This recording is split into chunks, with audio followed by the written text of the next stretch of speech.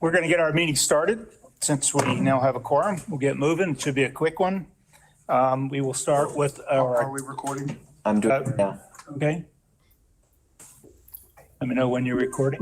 We are recording. All right, we're now recording the meeting so that we are now official. We will start off with our attendance. Judd, go ahead and announce yourself, please. Judd Adams with School District. I'm going to, Oh, we gotta do, Just running around. okay. around the room. Sorry. So, next up. Holly Hahn, Office of the General Counsel. Michael Tubiolo, Facilities Construction. Dave Dolan, Facilities Management. Porter Cork. Mark Lodge, Building Code Services. Jim Miles, Dan Burnex Construction. Jacob Eisen, Wharton Smith. John Levinson, representing Ziskovich and Wharton Smith. Jacob Katz, Purtle Construction. James Campbell, Chief Operating Officer. All right, and, Now, we'll do the ones in. yep, online. All right, so Bill Hukill, Now, he's just already here. just announce who we have online that you know of. Oh, it's okay. Tom. John Cheshire, Here, present. Michael Gelfin, Present. Sam Shannon, Here. Tom Berger, Here. Virginia Ferris, Present. and If you could make a note, I think Board Member Barbieri is also present. okay. Here, yeah, thank you. The bottom is. I'm gonna Good morning, request. Patrick McCoy is present. Excellent. Frederick. All right, Frederick. And so I do not have Michael Guida or Frank Simon, correct? Mike Guida has an excused absence, Okay. and And Frank Simon Simon is- is not here so far. May join us later. All right. Okay, we have attendance done. Thank you. I have nothing to report. We have Judd doing our meeting in the room today because Dorothy's on vacation, but supposedly she's still connected to the meeting, which she probably shouldn't be. I'm here. I'm here. Still Dave on won't let me go. vacation. This is my trial retirement. Is that your notification today? I was gonna say that's public notification. All right, anyone with conflict of interest today or anyone been approached by a lobbyist about anything we're going to review today? Tom Berger, I did not notice that Wharton Smith has anything on it, but I heard them announce. I represent them. Okay. So if we review anything from Wharton Smith today that might be a GMP thing, then you should recuse yourself. I don't think we have anything today, so you should be fine. Okay. I didn't think so, but I saw they announced. Right, okay, very good. And we're unaware that he represents us. Okay. CORC report. Judd, Dorothy has done this before. So you can look at her last format. She does a short report that's kind of an abbreviated version that we send to the board, in addition to the minutes. I may have that. Well, we don't need to see it. Okay. I'm just saying that that's your task. Yes. He is aware of that. I'm doing a lot of things here, so forgive me. He's also grading him on this, so. All right, we are down to staff updates. Okay, I wanted to let the group know that I believe it's next Thursday, is it next Wednesday or next Thursday, we are doing the Habitat House. Oh, right. That's why I'm pointing to you, is that we're doing your Habitat House. Seminole Ridge High School's Habitat House is in, right next to our Roosevelt full service. Right, project. literally one block north of Roosevelt, full service. So they will be erecting that. No, it's a dedication. Oh, it's a dedication. Yeah, dedication is next Thursday, the 9th. The house has been finished up by Habitat carpenters, volunteers, and it's turning over the keys to the owner for the 10th house that the White's Construction Academy has built. So that's always an exciting day for the students, where they bring a busload of the juniors and seniors from the school, big dedication ceremony, and the students get to walk through the finished house for the first time, and they're kind of like, kids at Christmas time, because they've never seen the house fully together and assembled. as a unit finished and ready to move into. They saw it last when it left the shop at the school where it was in the rough stage, even though it had been drywalled. It was 4 separate house modules. And now it's obviously one merged house. So that's always a fun, exciting time for the students. Okay. In addition, I've got on the Sorry. screen. Can you give me you said next Thursday, what time is that? It is, I believe, 10, let me check it. I just had it up here. 10 a.m. Okay, And the address is 1112 17th Street. alrighty, thank you. 1112 17th Street. Yep, 10 a.m. Yep. Okay. I also have on the screen the a slide presentation because it's really ironic. I know last month I said, boy, we only have 3 weeks, so we won't have a lot of activity and blah, blah, blah. But boy, we had a lot of activity in the 3 weeks since we last met. So Judd, if you wouldn't mind sliding to that next. Okay, the first one we had was our Take Our Sons and Daughters to Work Day.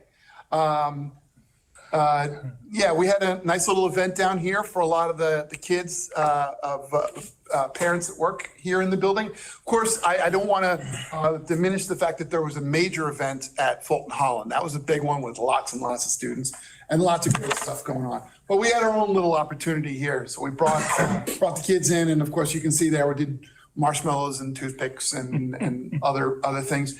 You'll notice that down there in the bottom left corner, because I will get in a lot of trouble if I don't make reference to her. I had the joy of bringing my 9-year-old to work with me. And as a matter of fact, I had her tour with me. So that was Earth Day, as a matter of fact, was the day. That's why she's wearing her Earth Day shirt for Google Meet. But I got the opportunity to tour Grove Park with her. So we got to do a little walkthrough. And later on in the day in this meeting, she gave a little critique to some of our staff on the qualities of the playground and how we don't do any spinny things and why aren't there any swings and whatnot. So then I introduced her to risk management. So it was a good day. It was a good day for everybody. The next slide is another set of pictures you'll see. So marshmallows were certainly enjoyed by all. And then, of course, there was pizza for the kids at the end as well. Okay, our next activity. I'm proud. I'm a proud board member of our ACE Mentor program. That's, if you're familiar, Alan Gast used to do this. And it's where we have a lot of our high schools. We have a program, and they actually compete against each other in learning about, ACE stands for Architecture, Construction, and Engineering. And a lot of our professionals, many of which are in the room and work with us, are actually mentors for these schools. And in this particular case, we had the opportunity to tour a school under construction with a lot of the kids and some of the teachers there. You can see the photo in the middle. This was with the Whites Company and PGAL, who are doing our Pine Grove Elementary School. And you'll see there in a couple of the pictures is Kari Botek from PGAL. She kind of led the tour and walked them through it with the Whites project manager and show them all about what it's like to build a school and all the challenges and logistics and whatnot. And I know it's hard to see, but right in the middle of the big picture, you'll see Sam Ferrari with his big long beard, so he stands out in that. But that was a good event. It was on a Saturday. We got a good number of kids that got to show up. Parents dropped off the kids.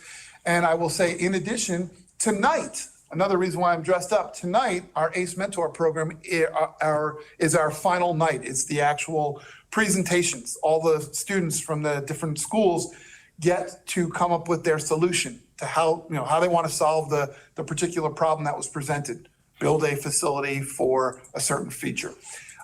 So they do their presentations tonight, and awards and scholarships are given out tonight. So we're excited about that. Next slide. My pride, I'm on the Education Foundation board, and this past week we had a great golf tournament for our Bill Malone for Our Schools program. That's the great opportunity to raise money those of you who don't know the Education Foundation, they help support our teachers and our students in a myriad of ways. You've seen backpack distribution and supplies distribution for teachers and whatnot. And this is a great event to get out and have some fun. You'll notice our chair this year was the illustrious Jacob Katz from Pirtle, and I want to thank Jacob personally for what an incredible event it turned out to be. Lots of great sponsors, lots of great activities, and really great camaraderie. And you'll notice there's a air gun down there. That's usually one of the high points of the event. You get to shoot your golf ball and take apart what is it called? That's not even a birdie. Albatross. An albatross.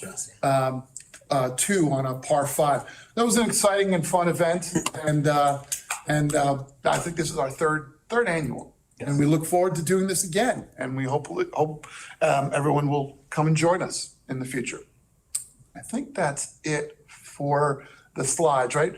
My last one is a sad note before I turn this over to Michael, because I know he has something to bring up. But sadly, while a lot of that is all the good stuff, we did have a sad passing in our family last week.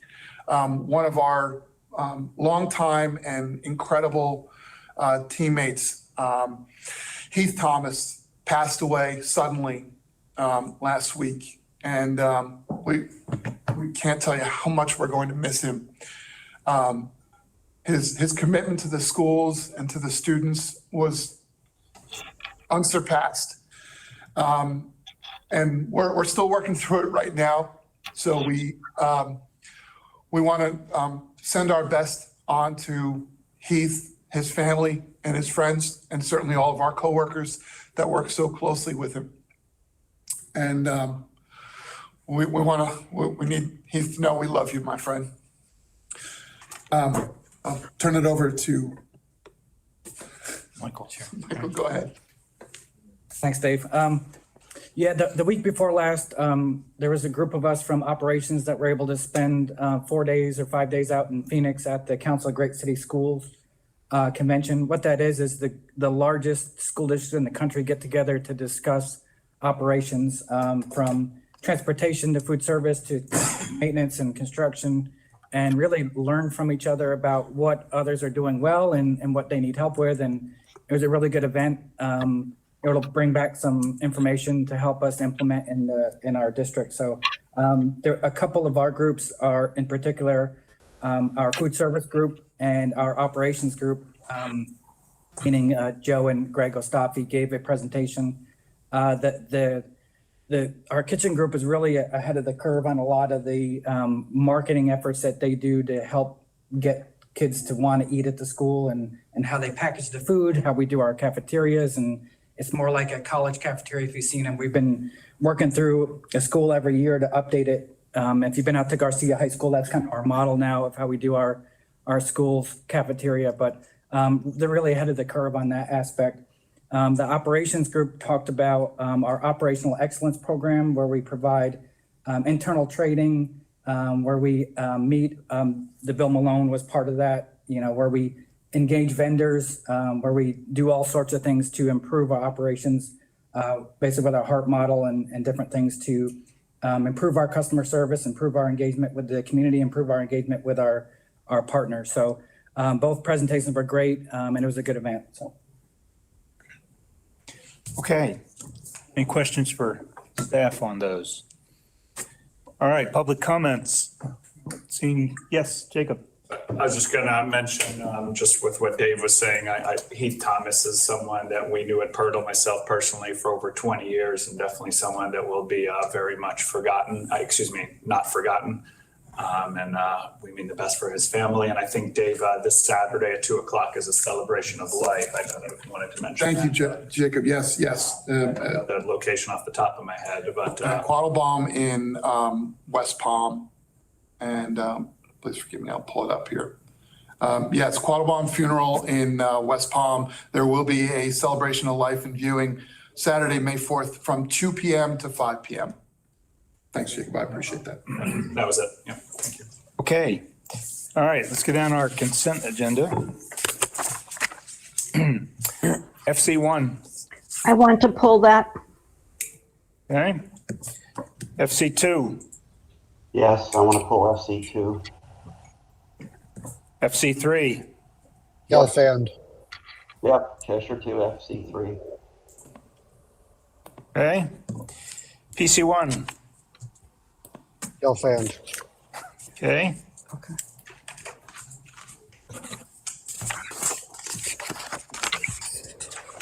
PC2, Gelfand. PC3, PC4, Move forward the two items not pulled. second by Sam. Any other items, any questions, debate? All right, Judd, what you do now is ask each of us and poll us. You got it. Bill Hukel, Yes. Dave Porter, Yes, John Cheshire, Yes. Michael Gelfand, Yes. Sam Shannon, Yes. Tom Berger, Yes. Tadrick McCoy, Yes. Virginia Ferris. Yes. So that would be the consent agenda for PC3 and PC4, correct? okay. All right, we're up for FC1 Virginia. Yes, three, FC13. I'm just curious about the cafes in the media centers. I wasn't familiar with cafes in the media center. When did we start doing that and what are they used for? Yeah, so our media center in high schools approach has changed, and we're going through each high school and making these, upgrading their media centers. Yeah, we're calling it the 21st Century Program. I think we've completed like 4 of them, but we're on our way to completing the rest of them. What it is, a different approach where we have, it's still used as a testing center, but we also use as like a gathering space. There's unfortunately, fortunately, some less books than what we used to see in the traditional library sense, but there's a lot more multimedia centers, places to gather for students. There's breakout rooms where they can study. In addition, we upgrade the flooring, the lighting, the furniture, and it's really more of a cafe kind of environment where students can get together, study, and learn in a different environment. So there's part of that is a little area with a cafe where they can get some drinks and stuff like that while they're studying. So it's a totally different approach to what the traditional media center is. And we got really rave reviews from the schools, and the students that want to go in and use that space, where before it was just kind of a half empty space that was there, so. So they're not using it to read books, they're using it to hang out, is that it? Well, there is still some books, and they do a lot with online books. So there's connections. They help the students there get connected with the other media sources that they have, including online books, and they can do that. So it's very educational. It's not just hanging out, it's very educational, but it's just a different environment than what How is the refrigerator used?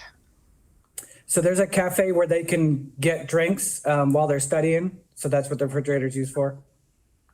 So do they buy the drinks or they just open the refrigerator and take a drink? No, it's not. I think it's used for supplies. Dorothy knows a little bit more. I'm glad she's on about the design. They can get coffee and drinks from there. I think they purchase them. So this is back of house. Yeah, and also they have more activities type of thing set up in the media centers now. So if they have like the teacher meetings or the parents come in for a special event or things like that, they're able to distribute them. So it is actually in a closed room with like a serving counter. So somebody's in charge of it and somebody controls what goes in and out. Good morning, Michael. Please give me a call about this contact that I'm sending you. Mr. Barbieri, you're not muted. Frank. Judd, I think you can. 1756. Mute him. Yeah, there we go. Good. Want it. So Dorothy, how many schools have you put this in so far? We were working, the 4 that we just finished have it so far. And two, And then 3 are in design right now that are getting ready to go out for construction. And then we have 4 more that are in design. we also did, Gardens and Suncoast. and we did, sorry, we also did, a few years ago, we did 2 high schools, a middle school and an elementary school a few years ago. Yeah, but the middle school and elementary schools don't have the cafe. No. They do not have cafe, No. right? The elementary schools are set up more still towards books. Yeah. Middle schools are kind of a cross between the two. So we have some meeting spaces, maker spaces, things like that. But they're still more the conventional look. But the high schools are the ones that are going more towards a meeting space overall. So they can have events, they can have the kids come in for special things. And that's what the cafe is used for. It's not the kids just walk in there. I asked that same question. I was like, who's going to use this space? Are the kids going to bring their lunches in and put them in the refrigerator? Or the teachers using it? But no, they said it was for special events where they'll be able to serve things. All right, I thank you. The item number 3 says a new refrigerator. So does that mean there was an older one there, then they're replacing it? No, it's brand new. Okay, thank you. Yep.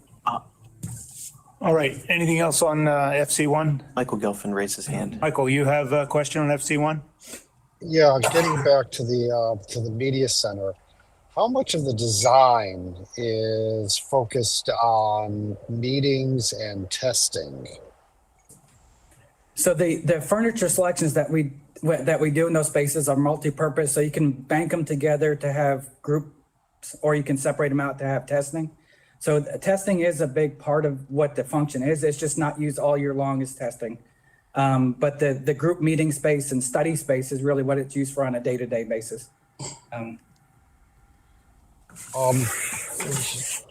Just as a heads up, I'm uncomfortable with the concept of jettisoning a location encouraging reading, if you would, and a repository for information, which has to a large extent been superseded by our electronic devices. And instead, these are now in essence multi-purpose meeting rooms, including testing. And I'll just say that I'm unsettled by it. I don't know where I'm going with it. Maybe vocalizing a little bit more than what Virginia has just commented on.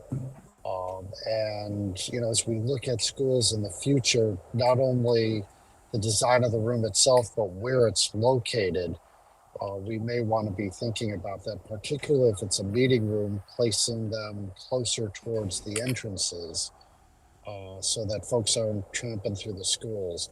Just a thought, and my apologies for just spouting off and wasting everyone's time.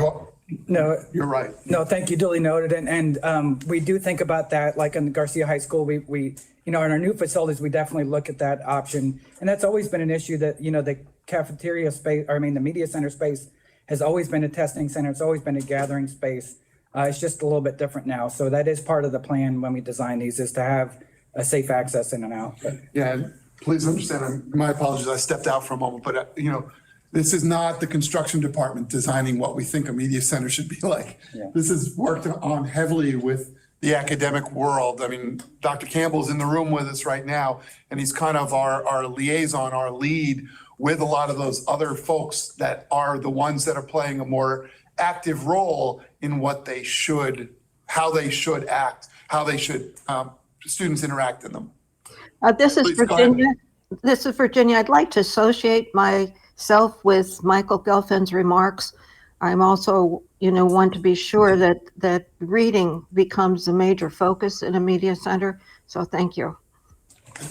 Can I, if it's all right, can I ask Dr. Campbell to join or speak? Yeah. Just to reassure everybody, with the high school media centers, we're still setting them up for over 10,000 books. So it's not like the books are gone. Kids are shifting to electronic media a lot more, but the high schools are still averaging over 10,000 books in their collection that are being used. And part of this program is just making it a more flexible space. Some of the furniture that is in these places are 25 years old. It doesn't allow for the flexibility of meetings, but it does allow for a lot of academic coordination for students. Making a little small room so that they can work on projects in a quiet setting, but it still has a ton of books. We're just repositioning the books, putting them more around the perimeter so that the interior space is a more flexible space. But we're not getting rid of the books. There are over 10,000 in all these each high school media center. And the designs that I've seen, it bring it up more to almost like a college level where the students are going to be going to next, and where it's a much more socialized, library/media space that they can sit in a comfortable chair and read a book instead of sitting in a hard oak chair at an oak table. Yes. So it just changes the student wanting to go in the space instead of thinking, oh, I'll sit out in the hallway someplace. I don't want to sit in that oak chair anymore. Thank you. And if there's no other comments, I'll move FC1 forward. All right, need a second? Second. Second by Sam. Any other discussion? All right, Judd, poll us, please. All right, FC1, Bill Hukel, Yes. David Porter, Yes. John Cheshire, Yes. Michael Gelfand, Yes. Sam Shannon, Yes. Tom Berger, Yes. Tradrick McCoy, Yes. Virginia Ferris. Yes. All right. All right, John Cheshire, FC2. Yes, FC2 is a change order 14 with Proctor Construction. Closeout on Spanish River High School. This one's just a little bit different because the change order says the CM failed to achieve the guaranteed sales tax savings, and there was almost $300,000 that was returned to the CM as a result of his not making his guarantee. Mm-hmm. So in the questions I asked for more details into the 300,000, how it was calculated, but I did not receive an answer in the responses. For instance, how much of the $300,000 was unrealized sales tax savings? I know some of it was for the materials that weren't purchased, but how much did he miss the sales tax savings by? And I know that even in AECom's review letter on this change order, they also disclaim review of the 300,000 because they had not seen the backup. The change order does say the actual materials purchased by the district was 2.2 million, but what did the CM guarantee he was purchasing? And was there backup on that of how he calculated that, so we know what he missed and why? So without that information, I can't support, without knowing more information about 300,000, I can't support this item.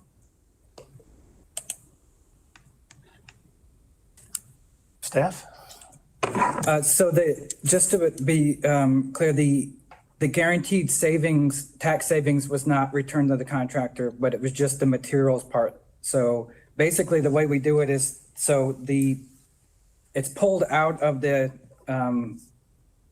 project, but there's not a change order at the time. So when some scope was modified, they didn't purchase that equipment. That's why they didn't get to that savings. Your direct questions, I'm not really sure as to the dollar breakout. And one, if I may start off real quick, just this is for the history side of things. My apologies, John. This was a facility renewal project, and this snuck through the gatekeepers when we first did this, in that we generally do not do sales tax recovery on facility renewal projects. This one was right at the threshold when we realized it's incredibly hard to anticipate what exactly are going to be the acquired materials during the GMP on, this isn't building a new school. We can say we're going to buy exactly 10,000 widgets. This was, when we do facility renewals, we recognize that there's a lot more variance when we uncover things and start working through the project. So that's why we no longer do direct purchases on facility renewals. So that's why this one got through before or right when we were making that transition, just because we knew it was a very onerous task to try to be certain on how much they were going to get. So when we do our GMPs, we have an estimate of what is going to be, direct purchased order, but we don't know exactly what it is. So we still get hard bids from the scope of works from the subs, and we don't have a line by line, dollar for dollar value of what's in that because it's all encompassing, it's guaranteed max. But once we start pulling out the equipment that we decide to purchase, that's what adjusts their price. So whatever's left is still in their contract. So their contract doesn't change. It's just we pulled out certain things for direct purchase and other things we didn't. And Michael, I think you answered my question. I think the issue is moot now. Did you say that you still got the sales tax savings from the contractor and no sales tax money was returned to him? Correct. Yeah. That is correct. I'm good. Okay, I'm good with the item. Okay, that was one of our, you're absolutely right. I'm glad you kind of get to the crux of it. That was absolutely one of our push points with Proctor. That we were kind of insistent. We have to see all the sales tax. Thank you. All right, John, if that's it, good. Make a I motion. move forward FC2 forward to the board for approval. Second. Second by Virginia. Any other discussion? All right, Judd Polis, please. FC2. If I may, Oh, hold on. Sorry. if I may, the motion is that CORC has no objection to the board considering this item. Correct. I agree. Okay, that'll be the substitute motion. Okay. FC2, Bill Huckel, Yes. David Porter, Yes. John Cheshire, Yes. Michael Gelfand, Yes. Sam Shannon, Yes. Tom Berger, Yes. Tradrick McCoy, Yes. Virginia Ferris. Yes. Okay. Okay, FC3, Michael and John, you both pulled it. Go ahead, John, you go first. Yes, this has got to do with cost escalation for certain materials. I asked about the CM providing backup documentation to justify the increased pricing. There were price increases for materials for HVAC equipment, sheet metal, and insulation. But the only backup provided for each one was the as-bid quote and the requested change order. So there's three categories. Let's go through them. Dakin is actually a material supplier, and they asked for a 12% increase for HVAC equipment from when they bid the project in March of 22 to August of 22. So what's that? March, April, May, June, July, 5 months. And as part of their backup, they provided a price increase announcement that was dated July of 22.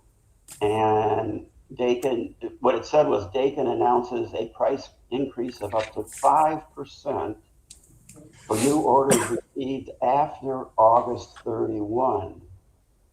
Yet Dakin increased their pricing 12% from March with a new quote dated August 11th. So they included a price increase for 5%, up to 5%, but yet they increased their pricing 12%.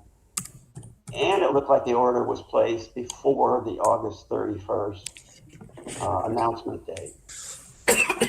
Another one was the sheet metal contractor.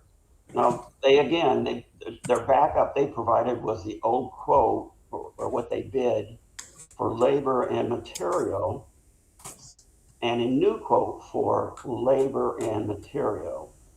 And this was, the old quote was December of 21 and the new quote was March of 22. So that in 4 months they raised the price. And let me remind everybody that district policy is the contractor must submit backup documentation such as invoices, bills of sale, pricing sheets, etc., to substantiate the request.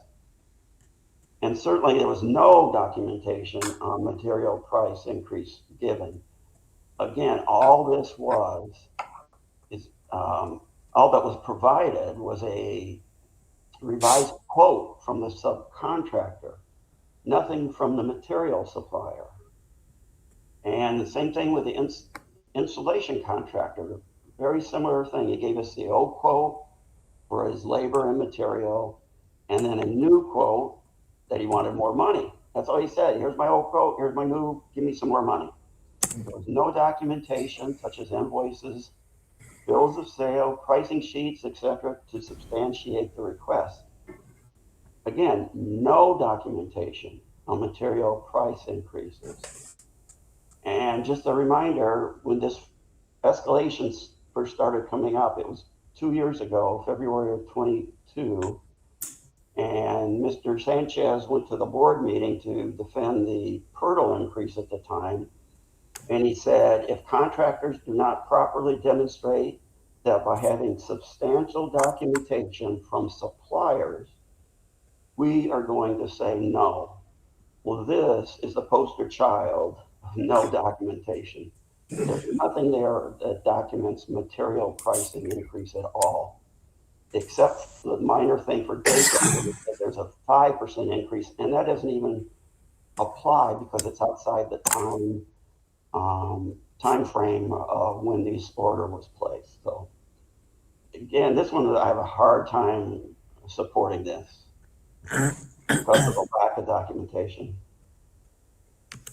Yeah, I think we have a couple answers, but not full answers for everything you mentioned. So the 5% was kind of a general comment about the industry at the time.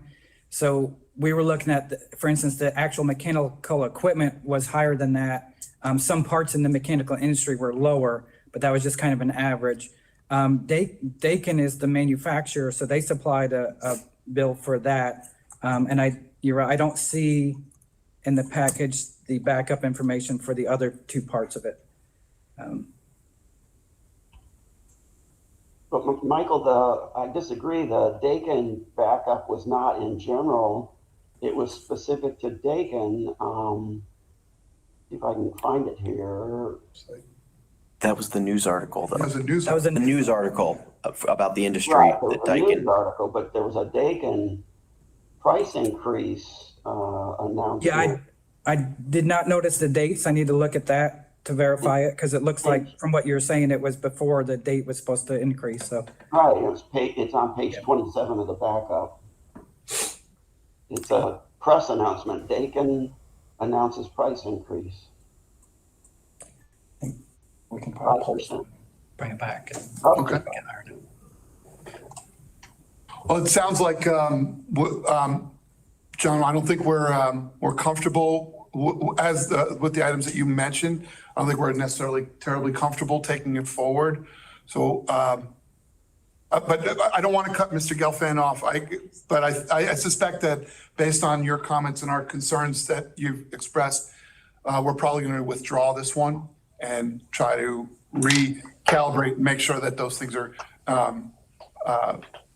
clarified going forward. But please, Mr. Gelfand, I'm sorry, I don't want to cut to the chase without giving you the opportunity as well. No, I appreciate that and echo the comments because we had part of that discussion at, I believe, last month's meeting also for the backup on this and my uncomfortableness with these increases that are coming down the line. I'd also say, if someone wants to pop up on the screen so everyone but me can see it, on, I believe it's page, shoot, I don't have it here, my apologies. Page 7 of 33. I'm just looking also at the dates between the approval and the date the contract was signed with subcontractor. We've got 4 or 5 months difference here. And of course, near the end of that is where the supposed August increase came in. So, just wondering, how much of this was due because they were not moving as swiftly as they should in an environment where supposedly we're anticipating increases. So take a look at that also before it comes back. So, We did acknowledge that same question and, go ahead, Judd, because I know we had raised that issue. so part of the issue at the time was with the cost increases. Some of the subcontractors were hesitant to sign agreements that didn't include the extra cost. So part of these delays are also because they were seeing increases from their suppliers that they weren't going to be able to just eat. And it caused slight delays in actually signing contracts that required negotiation between the CMs and the subcontractors. So that didn't help, obviously, but it was because all this stuff was happening during that summer where we saw the massive increases in 2022. So.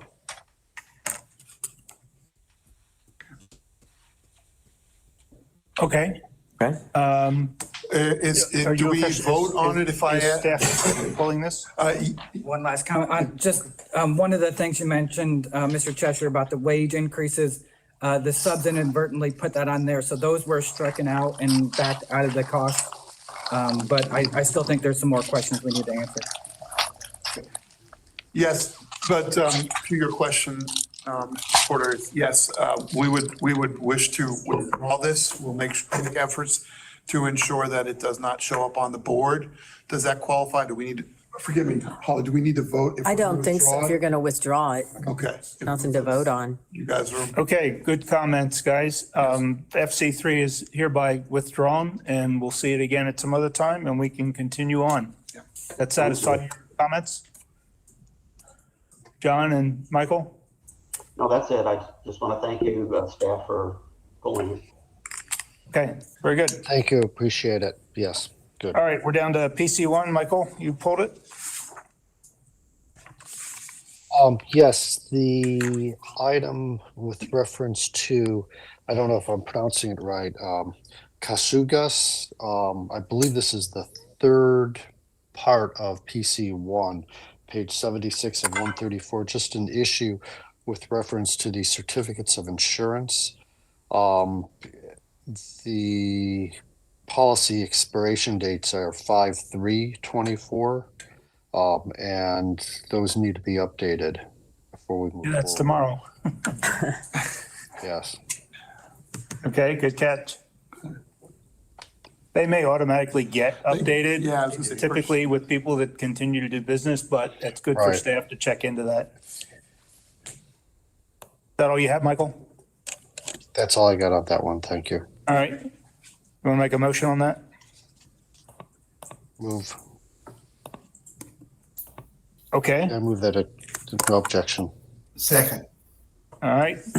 Second, Sam. it was Sam. Any other discussion? All right. Judd? All right, PC1, Bill Hukel, Yes. David Porter, Yes. John Cheshire, Yes, Michael Gelfin, Yes. Sam Shannon. Sam. Yes. Tom Berger. Yes. Tragic McCoy. Yes. Virginia Ferris. Yes. All right. Okay. PC2, Michael Gelfand. So I saw that there was some backup information provided, but I'm still uncertain as to the widespread in the bids on this project. I had asked the same seems to question and be- got the responses back. Yep. Yeah, the response was basically, that's the way it is. Well, we do go in with a budgeted amount. The 2.7 was within our budget range for the project, so it's not like we're just accepting whatever prices came in. We had a budget range that we anticipated. The other items, again, I don't even know if I want to voice this opinion, but sometimes we get bids especially on commodities that are outrageous because I don't know if the vendors are busy and they're not sure if they want to take on the job. I've had contractors, and I know Mr. Cheshire and I have had experiences where contractors have openly said, well, I'll put in a crazy number because if you take it, I'll gladly give up whatever else I'm working on to do that job for some crazy number. So I can't really speak to exactly why there is such a variant. I know that roofing is obviously a challenging industry right now. We love it when we get good prices that are in range. We've certainly had bids come in on different commodities and projects where all the bids came in way above price, and we have no choice. We know what our budget was. We can't afford to move them. We have to investigate why. We felt pretty comfortable on this one with Crowther Roofing is somebody that's worked with the district quite often. They've done a number of roofs with us as of recently. So we know that their quality is good, and that because their price was within our budgeted range, it seemed like validating the other ones were not nearly as necessary as accepting the current roof price for Crowther. Yeah, Michael, I didn't pull this one, but I had asked questions before about, number one, only 3 bidders. And I thought, okay, why is that? And it's a tough job, so that's understandable that roofers would rather hit the easier, faster jobs because they're in demand. And a 58% bid spread to me sometimes means lousy drawings or, something where they have to make a lot of guesses and they don't want to guess on the low side, but that didn't seem to be the case either. It's just, I agree with Mr. Dolan that somebody, if they're on the list and you're asking them for a bid and they want a bid and they just throw a number out there and see if it sticks. I have worked with Crowther before and good roofer, so I didn't have any heartburn over allowing this one to move forward. With the spread, we did reach out to Crowther and verify you have everything covered. This is your amount you want to go with. They said, yes, everything's covered in the drawing. So we did verify that. And on a hard bid, that's about the extent we can do with that. Yep. Michael, you may still be muted. All right, Yes. thank you. Thank you. Okay, need a motion on PC2. Move to go forward without objection. Second. Okay, any other discussion? All right, Judd? PC2, Bill Hukel, Yes. David Porter, Yes. John Cheshire, Yes. Michael Gelfin, Yes. Sam Shannon, Yes. Tom Berger, Yes. Tredrick McCoy, Yes. Virginia Ferris. Yes. Okay, we are down to in-progress FCA work update. Okay. As I always say, you're always welcome to go and look at this online. I'm going to zip through the early stuff just because. Hey, can I Oh, please go ahead. interrupt for 1 second? Can I interrupt? Yes, go ahead, Tom. I apologize. I am getting to where I'm going, and I don't think I'm needed for the quorum anymore. That is correct. We will continue having a quorum without your presence. Have a great day, guys. You don't need to tell him. See ya. Thanks. Thanks, Mr. Berger. And I just noticed that Frank Simon has joined. Oh, goodness. Okay. Okay. Thank you for letting us know that. I appreciate that. Well, then he disappeared again, but he's trying. Oh, he's presenting now. Oh, here he is. Uh-oh. Yeah, don't let him present. I'm gonna try not to.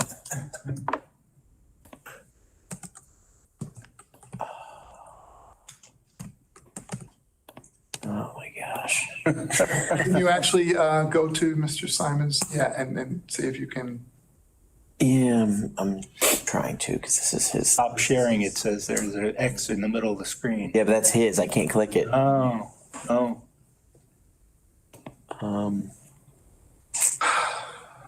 I know. This is funny. Let's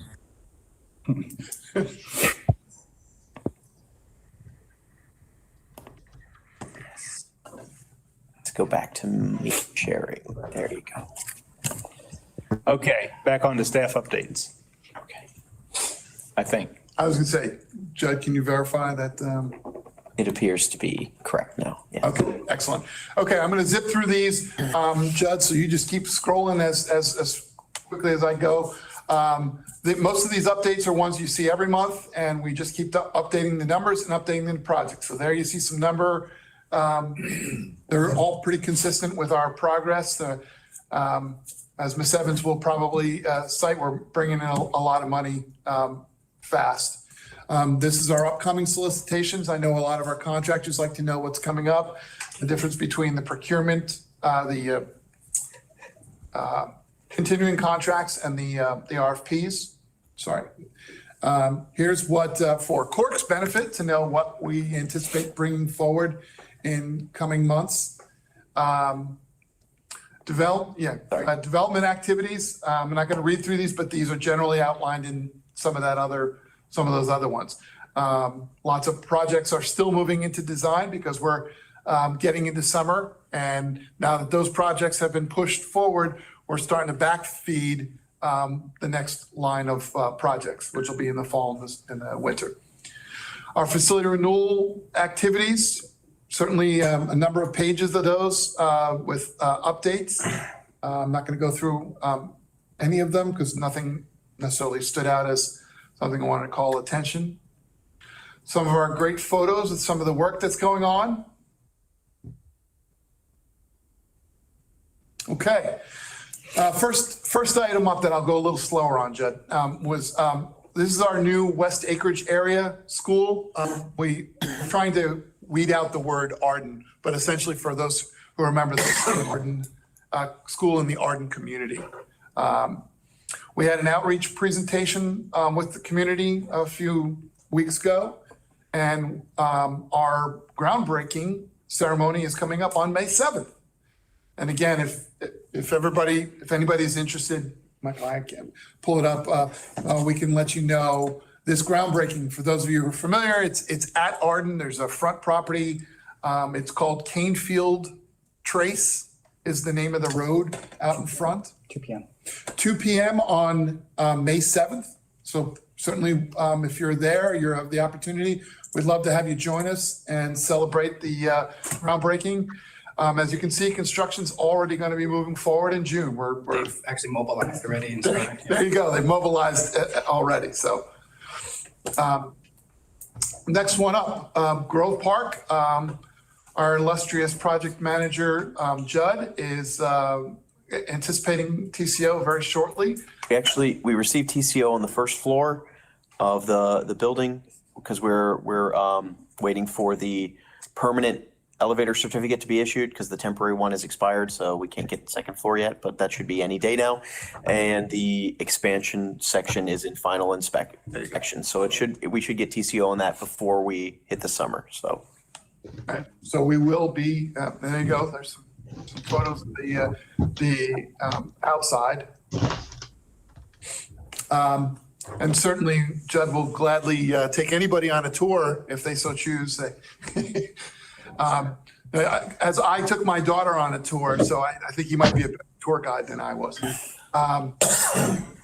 Pine Grove. Pine Grove is well under construction. As you saw, I had earlier some photos of us touring the site. This is a project that we anticipate opening up. As a reminder, you can see the big donut square on the top right is where the students are existing. While construction is going on the two existing buildings that are under renovation, and the big Z building is our new construction.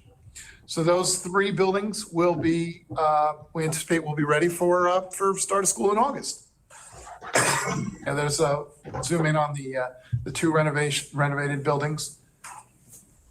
Okay, next up is Winbrook. Winbrook is early on in the construction process. Abatement and foundations are in.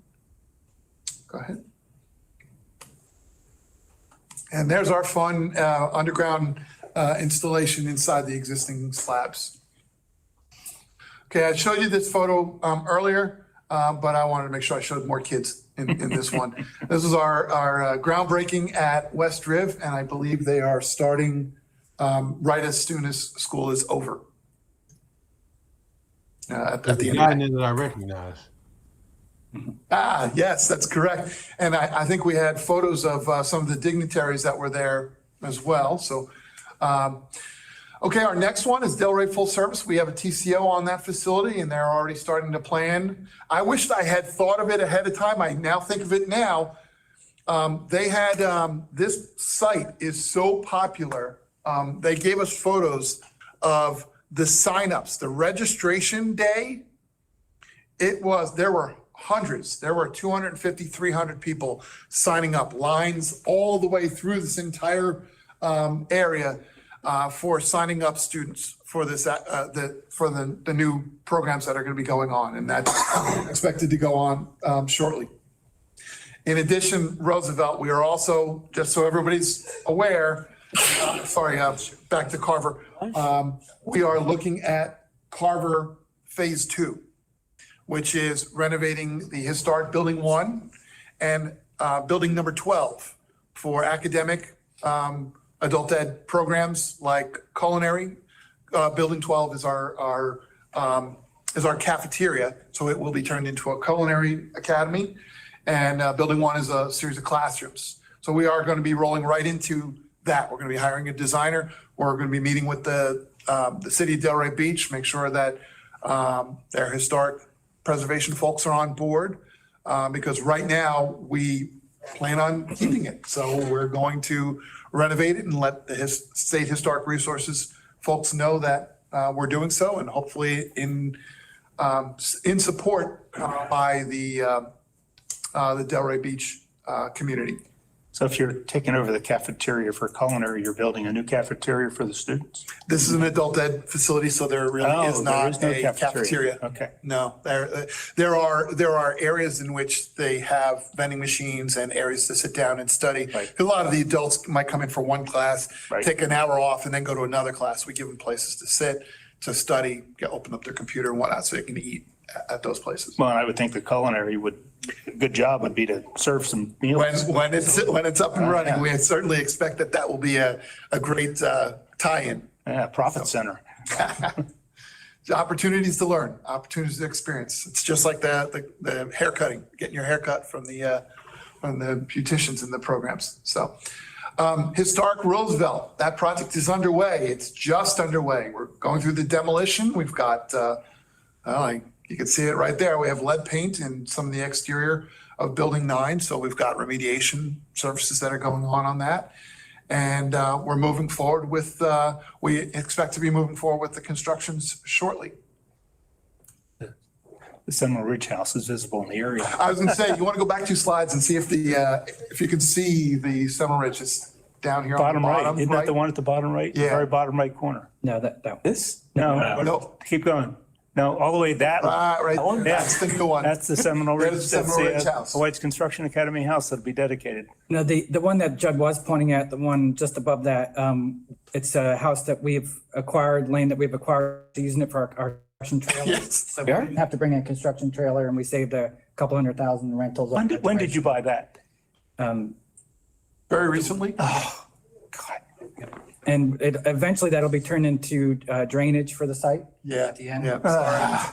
That house caused a 4-month delay in us getting a building permit because of the driveway location into the house, and had to move the whole driveway design for the Seminole Ridge Oh, house. goodness. So you could have bought it 6 months ago and I wouldn't have had a permit delay. Okay, never mind. Okay. Seminole Trails core expansion. This project is moving towards its completion. We anticipate that kitchen will be turned over and operable in May. Timber Trace, Hey, I think this will hopefully be our last time we actually have the timber trace reference in our projects as we are getting to final completion. Our last slides are our minor projects. And with Dorothy still online, I won't say anything bad, but yeah, this is just a smattering, a very small smattering of the projects that Dorothy and as we'll refer as her minions, Dorothy and her minions are working on. They have a ton of projects all over. That's Question, bus compounds. I thought we've had a bunch of bus compound contracts, and I don't know if we got the GMPs and designs or anything happening physically with any of the bus compounds? We have a couple facility renewals that are ongoing in design right now for facility bus compounds.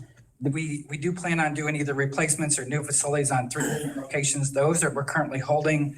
We're working out the funding of those, whether it's going to go through taxing or borrowing. The legislation changed so that we can borrow for ancillary facilities now, just recently. I think you signed it. We're working through with Leanne about when the best time is to go forward with those projects. So they are still planned. Tentatively, we're going to go forward probably with the South Transportation Facility first in our latest plans, but we're really looking at all of them cohesively, but they're upcoming. Even north, we're trying to make sure that there's symbiosis. If we can do the North Transportation at the same time we're doing North Tech and Revere Beach Prep, which Design and coordinate, we can share possibly chiller yards, things like that. We're looking at different options. Do we have any of them that construction drawings are done, or we're not that far with any of them? No. Okay. So, but yeah, funding had been a challenge for us, and knowing we need to do it right and not short arm it. I hate to say it the way it sounds, but we didn't want to do a half a project and not get the facility built for another 50 years the way it needs to be built, or have the ability to expand in the future if need be. So that's why we had to make sure we had the funding, and that's I think it was signed by the governor, I think, which will allow us to do that, to use COPS borrowing. Because another 50 years, the buses will run off of orange juice probably.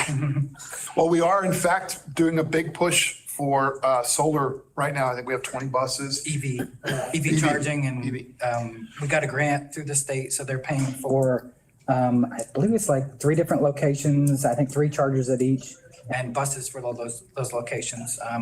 So that's being installed right now at with FPL, that they're kind of championing it for us, but we will have some EV buses going for next year. And we know the challenges on the technology. We recognize that. I know because if CORC, one of your charges is to make sure we're spending the money right. We still want to make sure we do so appropriately with that the technology isn't a buy that we're going to end up needing to replace, a year from now.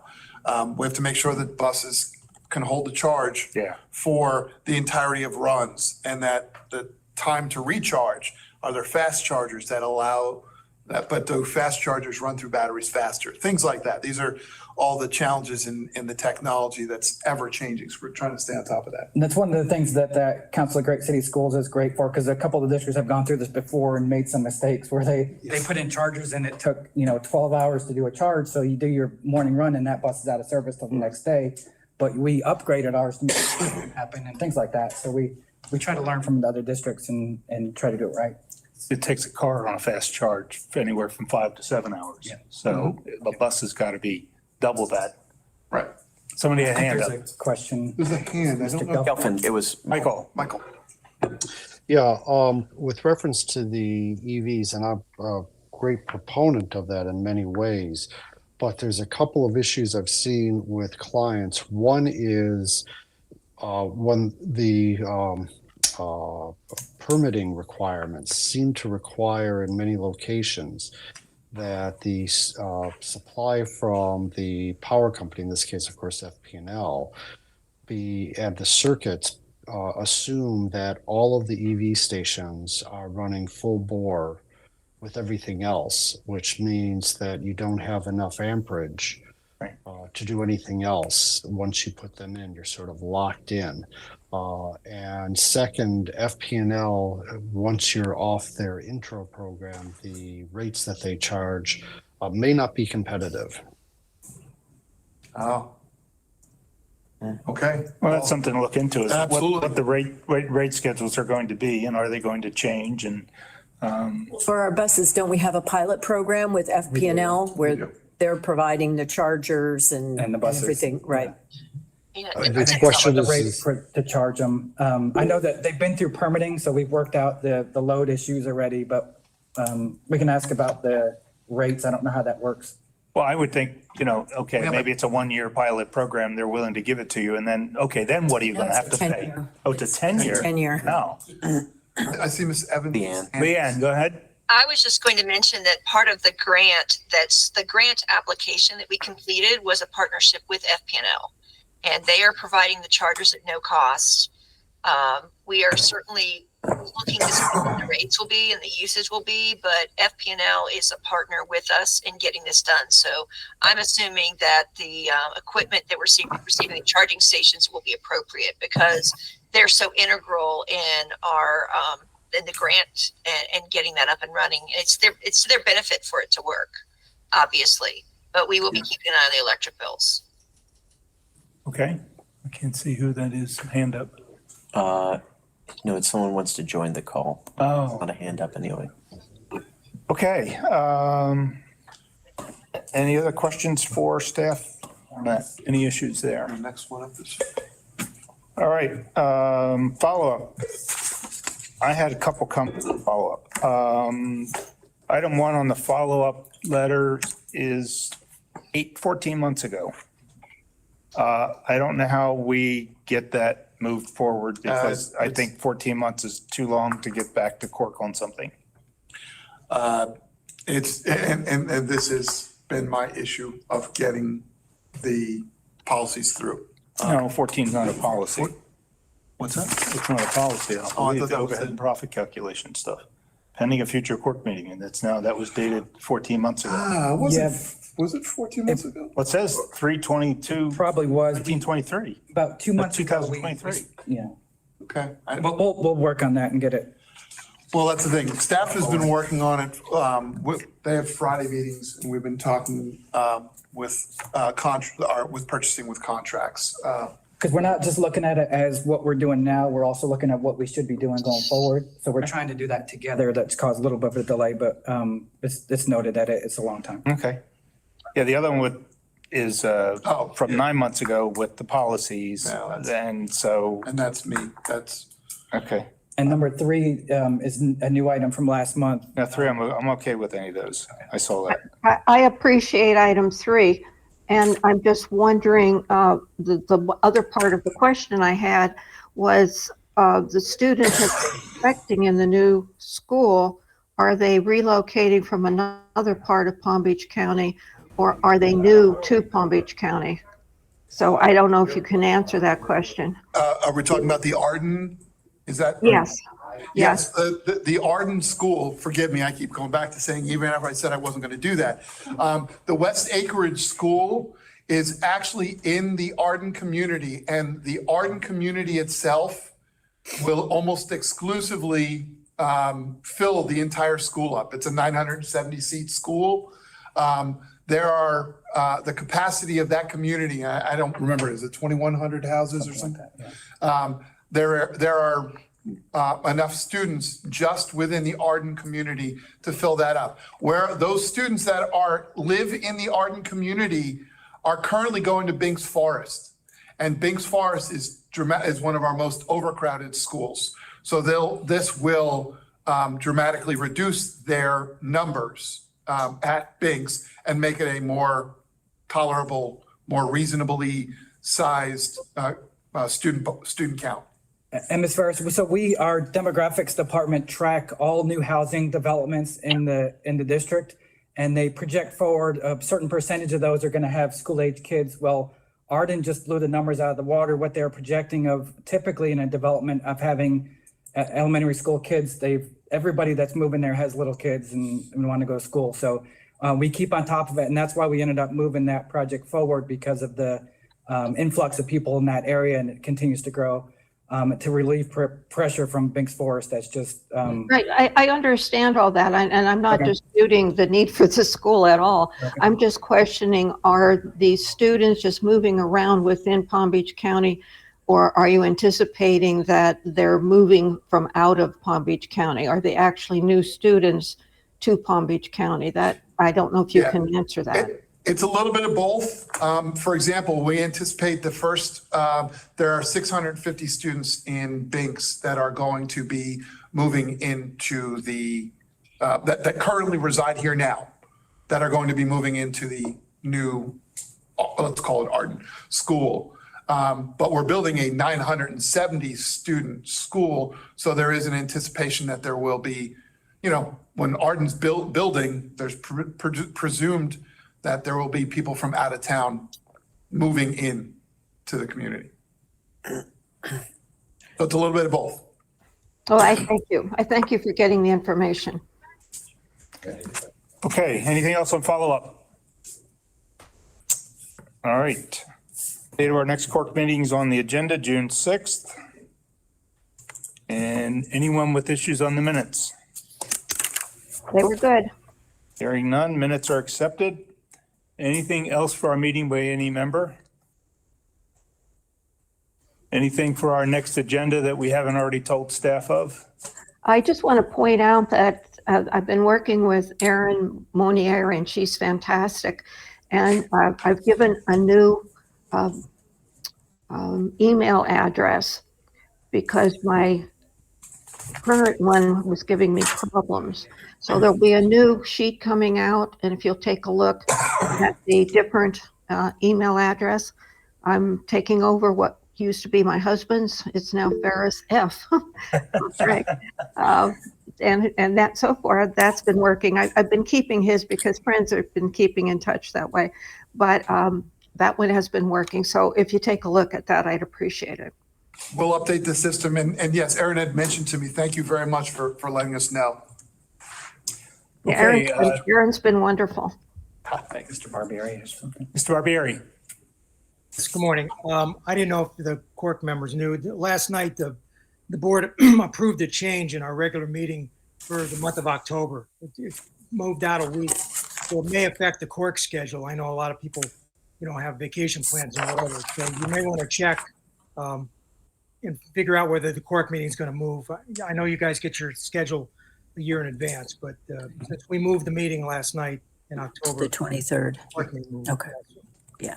Thank you, sir. Yes, we will certainly make sure we update and coordinate with the chair here. And if need be, we'll adjust the CORC meeting right away so that we can make sure everybody has planned it. Mr. Barbieri, are you still looking for appointees to CORC?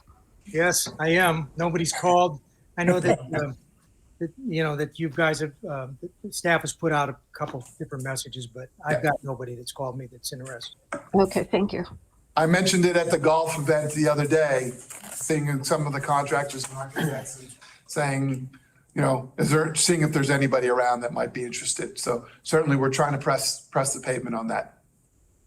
Okay. Okay. And if any member has something they want staff to look at between now and the next meeting, you can just email Dorothy with that. If nothing else, we are adjourned. Thank you, Judd. Michael, Thank you, Jen. did you receive my email, Michael? Good job, Judd.